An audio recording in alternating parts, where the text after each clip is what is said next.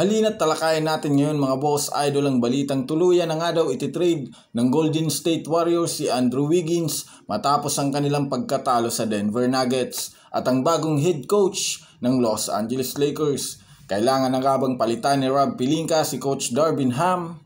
Pero bago yan, please don't forget to hit the notification bell at mag-subscribe sa aking channel.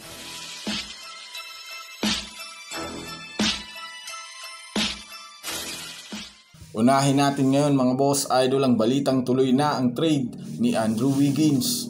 Panalo na ngunit natalo pa. Yan nga ang istorya ng naging laro ng Denver Nuggets at Golden State Warriors ngayong araw.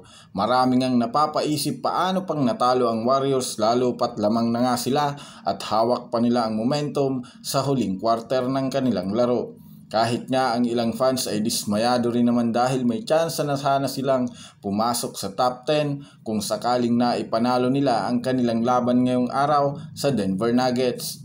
Kahit man nga nagtala na nga dito si Stephen Curry ng 30 points at si Klay Thompson naman ay 24 points ay hindi pa rin ito sapat upang ma-upset nila ang Denver Nuggets at makapasok sa top 10. Kaya naman maraming mga Lakers fans ngayon ang tuwang-tuwa sa pagkatalo ng Warriors. At kasabay nga ng kanilang pagkatalo, lumabas na naman ang trade ni Andrew Wiggins. Sinundan rin naman nga ito ng usap-usapan yung naiinis na ang front office ng Warriors dahil sa ibinibigay nitong performance sa mga nakalipas na laban. Aabangan nga natin sa mga susunod na araw ang gagawing move ng Warriors at kung anong team ang magiging trade partner nito.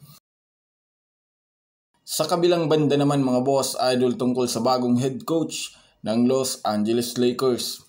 Dahil nga sa pagkatalo mga boss idol ng Lakers kontra sa Miami Heat kahapon ay marami na ngang nagsilabasang mga rumors na unti-unti na nga daw nawawala ng komunikasyon ng mga player at ang kanilang head coach na si Darvin Ham. Kahit man nga mismo ang report ni Shams Charania na nagkakaroon na nga daw ng hindi pagkakaintindihan sina LeBron James at si Coach Darvin Ham dahil sa palpak at pabago-bagong rotation na ginagamit nito na nagre-resulta na rin naman ng kakulangan ng nabubuong chemistry ng kanilang team. Ayon pa nga sa ilang mga fans, kailangan na nga daw palitan at tanggalin si Coach Darvin Ham bago ang trade deadline. Mismong si Anthony Davis na nga mga boss idol ang nagsabing hindi rason ang pagkakaroon ng injury sa pagkatalo which is patama naman ito sa sinabi ni Coach Ham na kaya nga daw natatalo sila dahil sa injury.